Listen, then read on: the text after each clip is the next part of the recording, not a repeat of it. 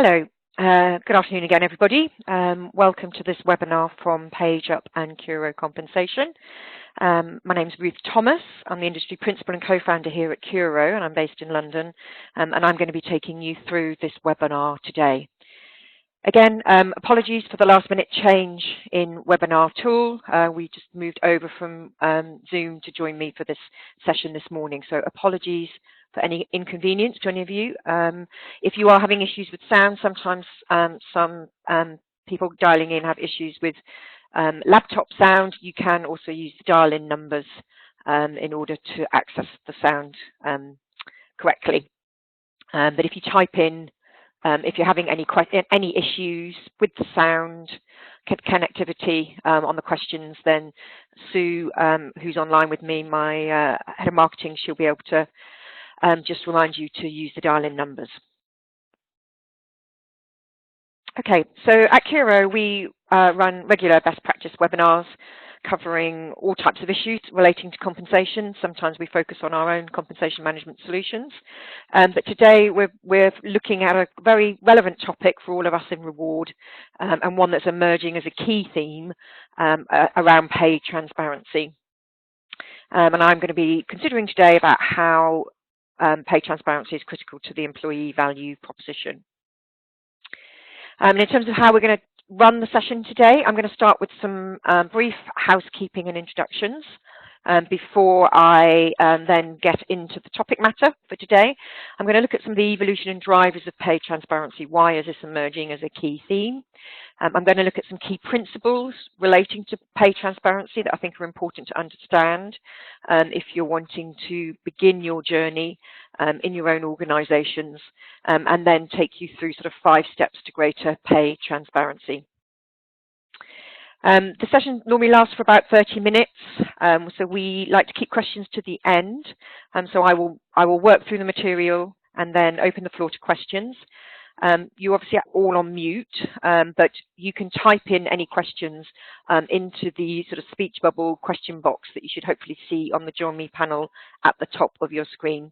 If you can type those in if you go along, but I will actually start to address those just at the end of the session.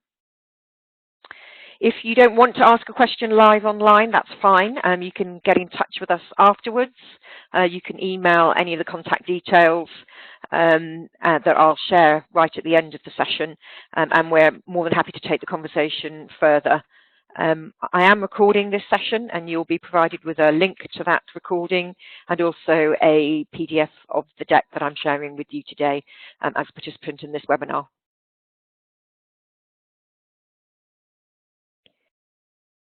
So just to start with a quick introduction to Curo if you haven't heard of us. So we are a compensation management solution provider, and we work with many leading companies globally who want to leverage technology in order to drive their business and talent outcomes through reward. And we're very pleased to be working with PageUp. So we have a number of joint clients who are using both the PageUp and the Curo solution together. We have a suite of products. We have 3 products: Curo Enterprise, which is our main compensation management platform; Curo Lite, which is a light version of our main compensation management platform that many smaller companies are using; and then we also have developed a specific gender pay gap reporting tool that is in line with the UK legislation. And we are continuing to look at how we can provide that solution on a global basis to companies. So we have over 195 clients working globally, and these are some of our leading clients with whom we work.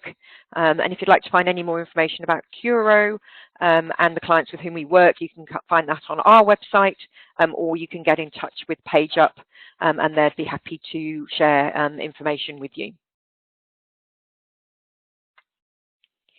So let's move on to today's topic, pay transparency.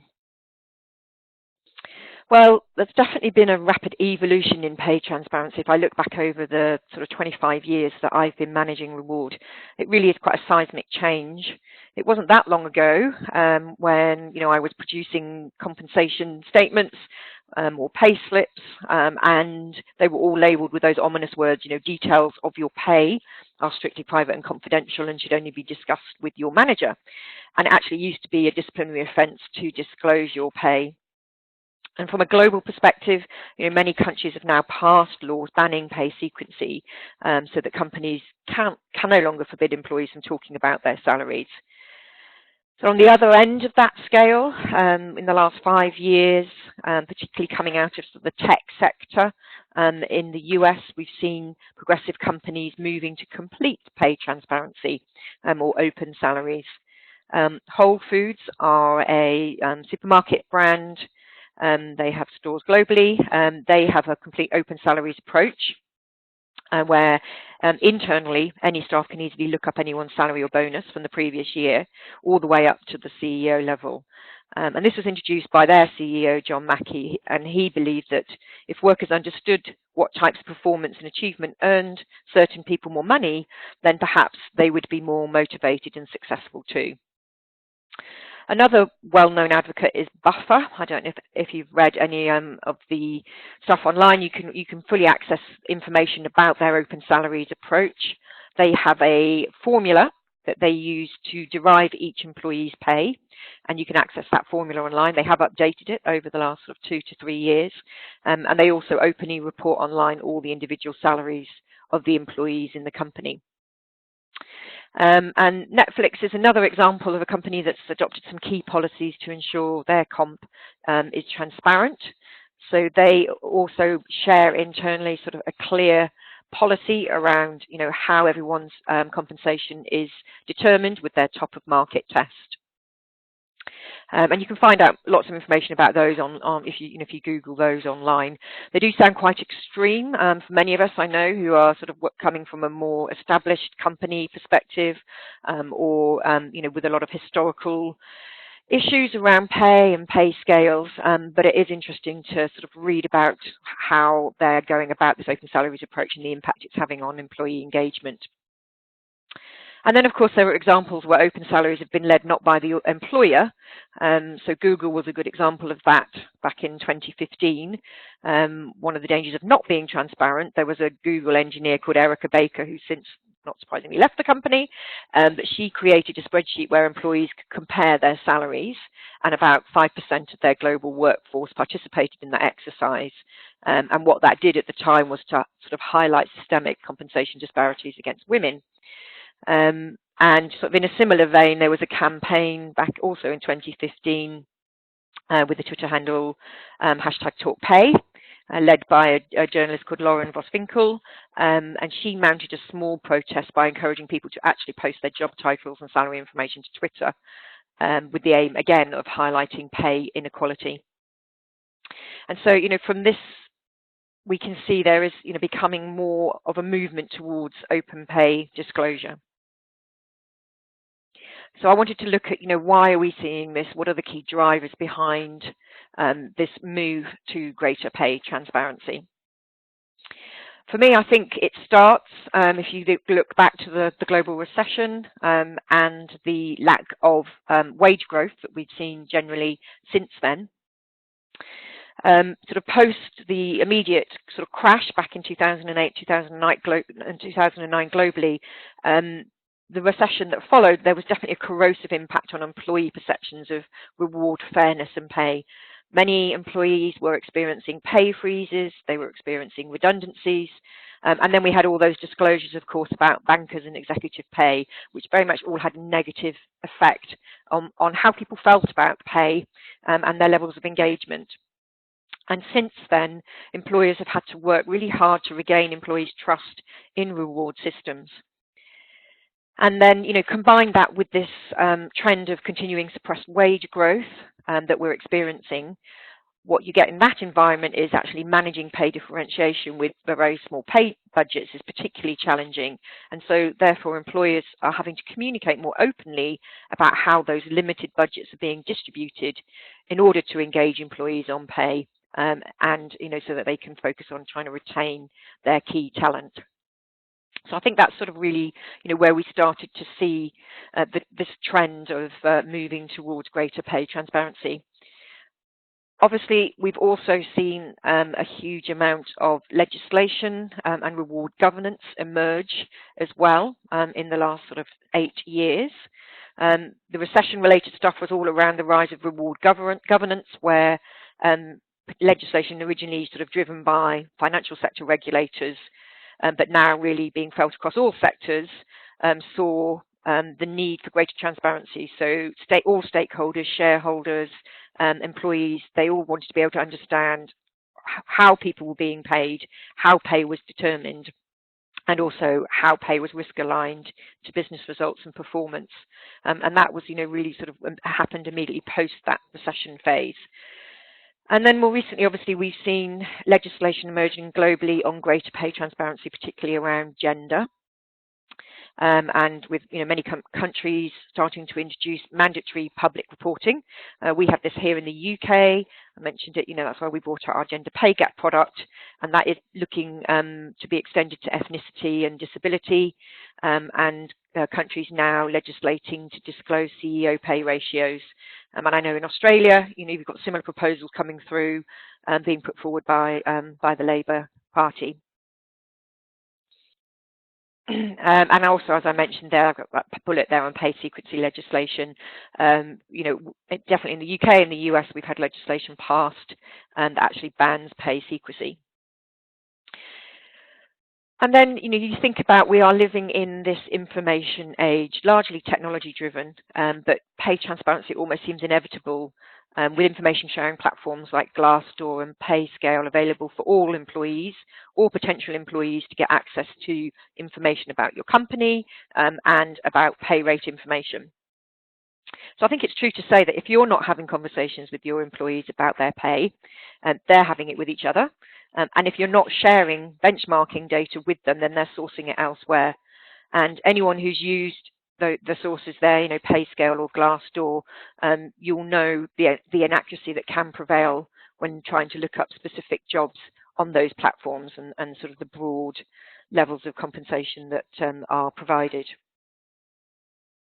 That said, though, although we are living in this information age, many of us choose to share personal details in public on our social media accounts, anything from our likes, dislikes, what inspires us, down to what we ate last night. But there's still a lot of personal sensitivity around sharing information on what we're actually paid.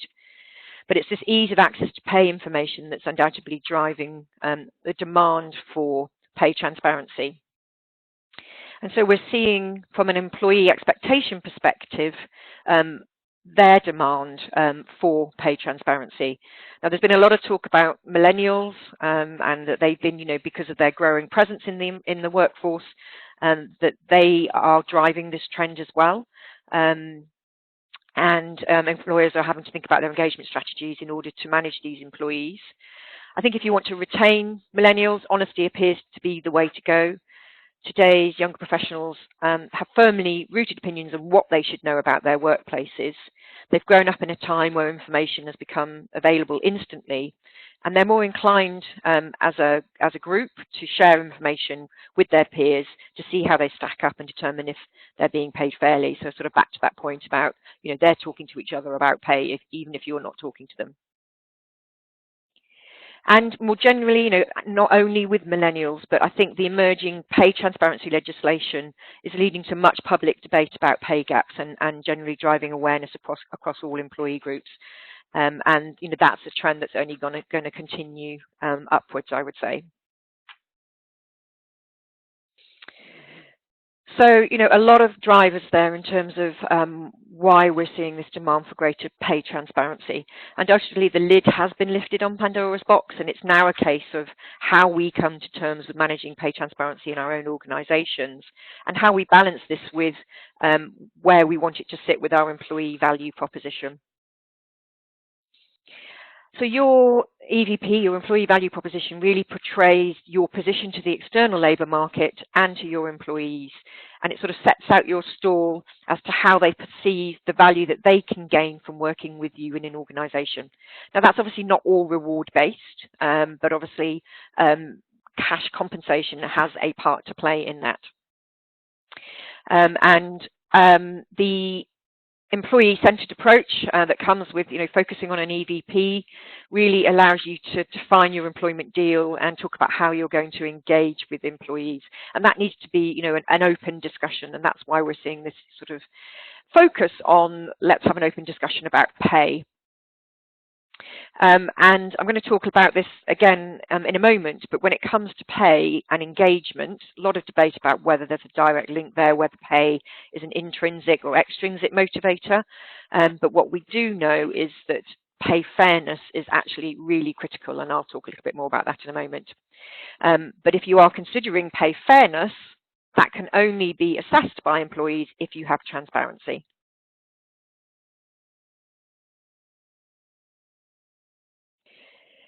And there are three key employee needs that really need to be met by pay transparency. So why do we go down this route of having a pay transparency approach? Well, first of all, you want to increase employee understanding so that they can make those assessments about fairness around their pay. And also, you want to develop trust in pay practices from your employees, so that they feel, that their effort will be adequately rewarded in terms of what they give to the company and what they get back through that EVP relationship.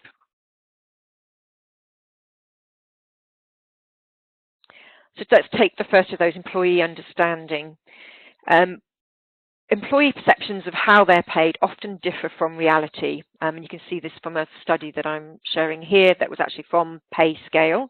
It was back from 2015, but it was a survey of over 71,000 employees. And they revealed this quite large gap in employee perception of how they thought they were paid relative to the market.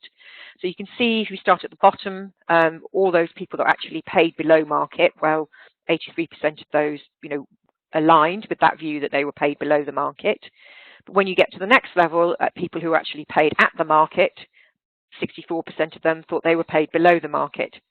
And then even when you get to the above market paid employees, you've got 35% who thought they were paid below the market and 45% at market. So it shows this, rarely do employees' views of their pay align with reality and how they actually are being paid.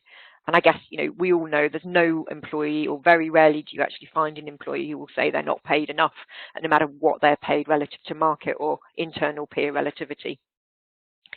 But that's why it's really important to solidify your employee understanding of how they're paid, what they're paid, and how they're paid relative to their peers. And that's why, we have this pay transparency continuum emerging with organizations, being at different points on the continuum. And where you sit and how fast you progress down this continuum will really depend on your company type and culture, as well as the historical pay approaches that you have. So, we have companies in the public sector or unionized environments with defined pay scales. That's nothing new. But they tend to be sort of hampered by historical approaches that moving to sort of individually disclosing everyone's pay would be very hard. And then at the other end, some of those companies that I talked about earlier, those sort of startup tech companies who are not encumbered by any historical practices and have this open salaries approach. So fairness, I mentioned this earlier. One of the most compelling facts about employee turnover, when you look at why an employee leaves for reasons relating to pay, it's not over the absolute value of what they're paid, it's the perception of whether they're paid fairly relative to their peers and market. And there's a whole body of survey evidence that supports this.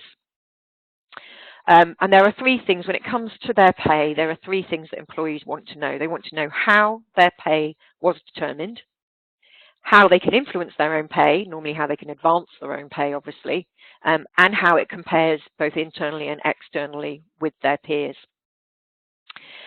And the issue with fairness is it's not provable, it's too emotive to be quantifiable, but what you need to be able to demonstrate is that your policies are equitable, and that's really what matters to employees, that they don't believe that they're necessarily always that they need to know each other's pay. And what they want to know is that the system for awarding pay is fair. And pay transparency is a way of allowing that assessment of fairness. Another key principle or employee need really around pay transparency is trust. Transparency ultimately breeds trust between employers and employees. For millennial employees, trust and transparency has been demonstrated to be a key engagement factor, which is why some of these companies adopting open salaries are those in the high-tech sectors where they've got the greatest numbers of millennial and young employees. We know that trust is really important for team working, and the need to work collaboratively is becoming more crucial.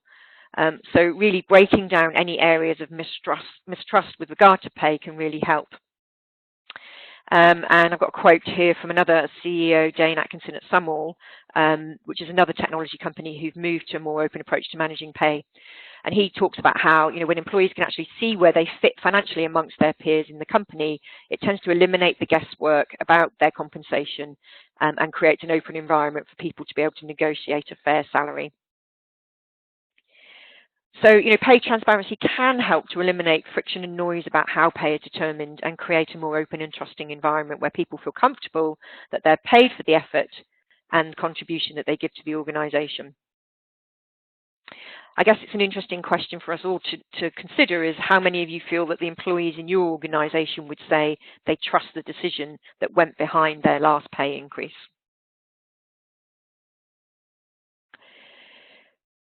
So, if you want to move to a more pay transparent approach in your organisation, what things should you consider doing? Well, I'm just going to sort of do a quick 5-step approach to this, and I'll take you through those now. Obviously, just demystifying compensation. Ultimately, if your employees can't comprehend how their pay is determined, they won't be motivated by it. And if managers don't understand how pay is determined as well, then they can't make effective decisions or communicate to employees. But obviously pay transparency can mean different things to different people, and I think it's important that you get that level of understanding going in your organisation. Pay transparency doesn't mean necessarily everybody knowing each other's pay, but really for me it's about ensuring that your employees understand what ends up on their paycheck.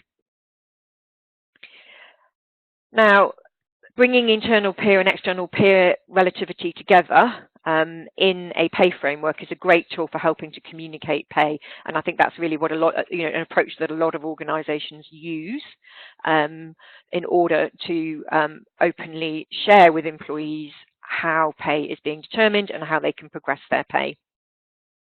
But it is important to choose a pay framework that aligns with your organisation's culture and talent model. And with growing diversity in the workforce, really a one-size-all-fits approach is unlikely to be the solution.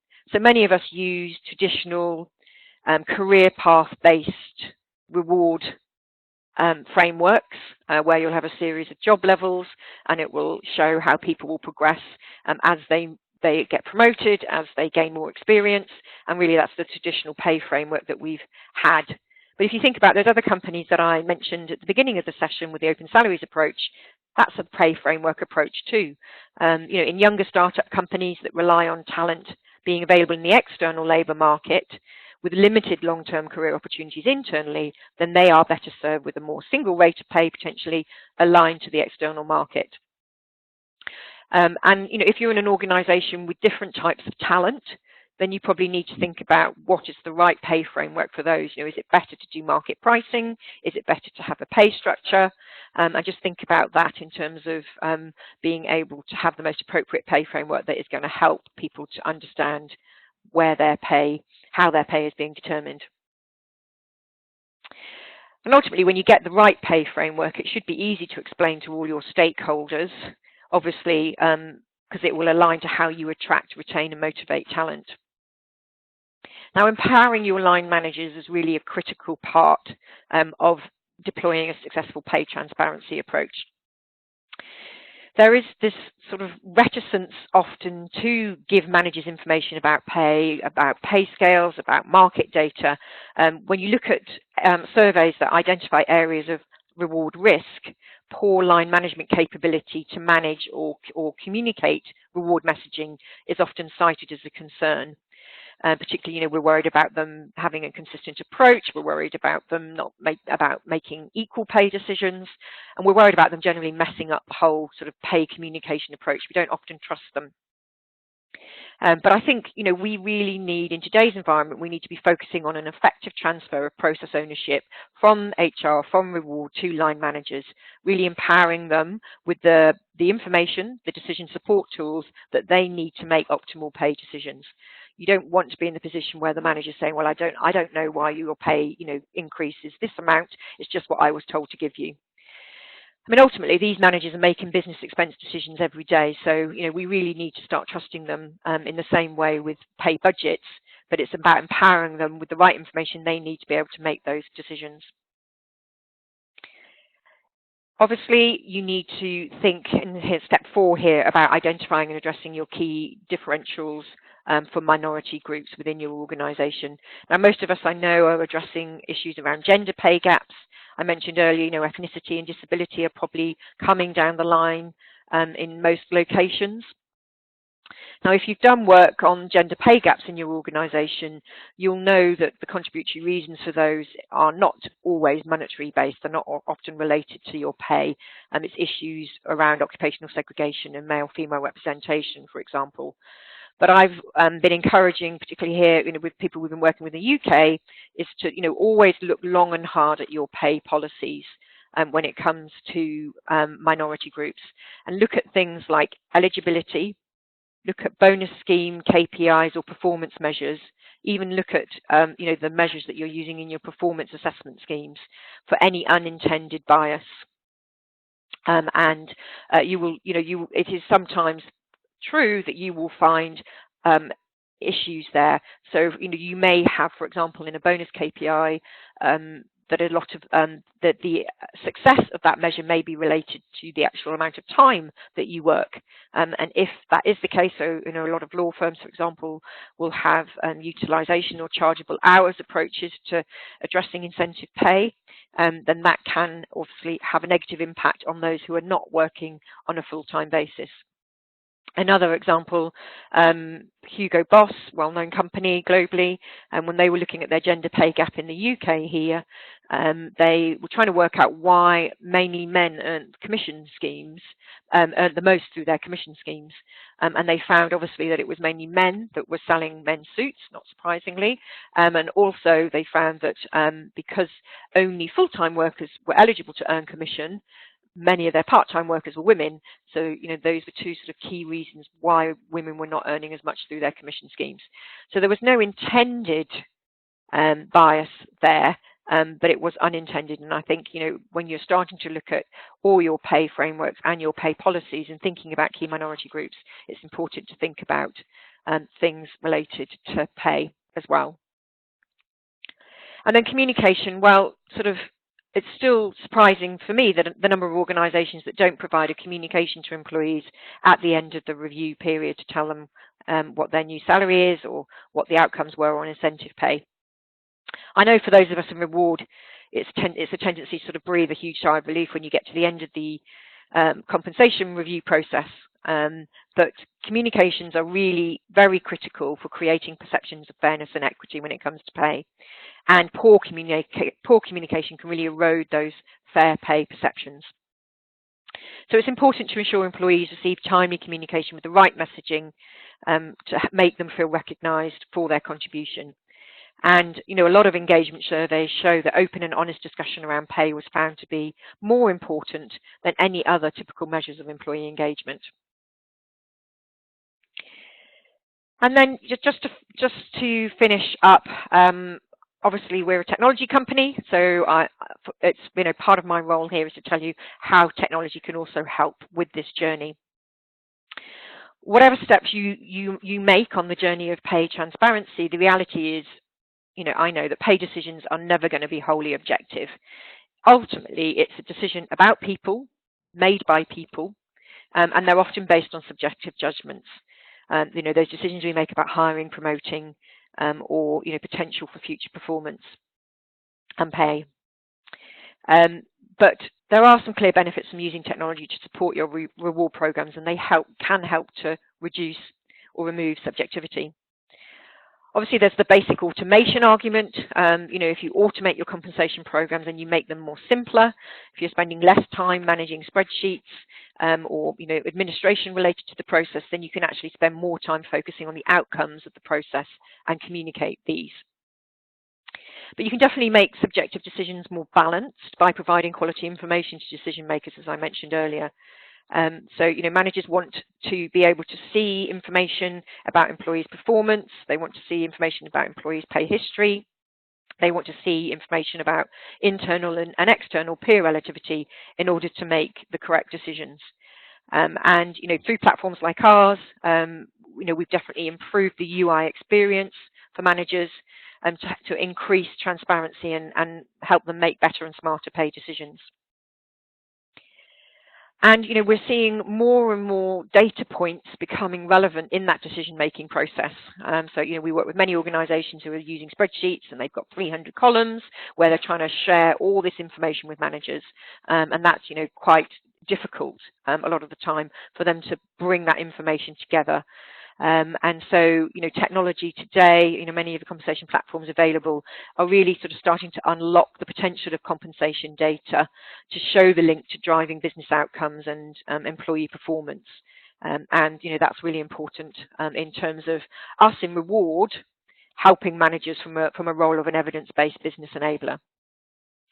And, we ultimately we are seeing companies starting to think about moving not just from a pay for performance, but a pay for talent approach to determining pay. So, many of us traditionally use that pay for performance approach, linking pay to performance rating, whereas companies are now thinking about using other talent metrics like attrition risk, outcomes from their 9-box talent grid exercises, assessments of future talent capability in order to drive compensation decisions. So you're not just thinking about the employee's value to the organisation in terms of past performance, but in terms of their future value to the organisation. And, again, having to calibrate those multiple data points can be definitely enhanced through using technology. And that's where I wanted to end today's session. So I'm going to open the floor to questions. So again, if you have any questions, please type those into the chat box at the top of the panel. And I can answer those now live. Again, if you didn't want to do that, that's fine. Get in touch with us. You can get in touch with us. Just put up the contact details there. So here's contact details. I think you've also had some communications both from PageUp and from Curo through our marketing teams. So you should be able to get back in touch with us to ask any questions. And as I also said at the beginning of the session, we have recorded this, so you will get a link to this recording, and also we'll send out a PDF of the deck for you. So I'm just going to pause there again and see if anybody wants to ask any questions.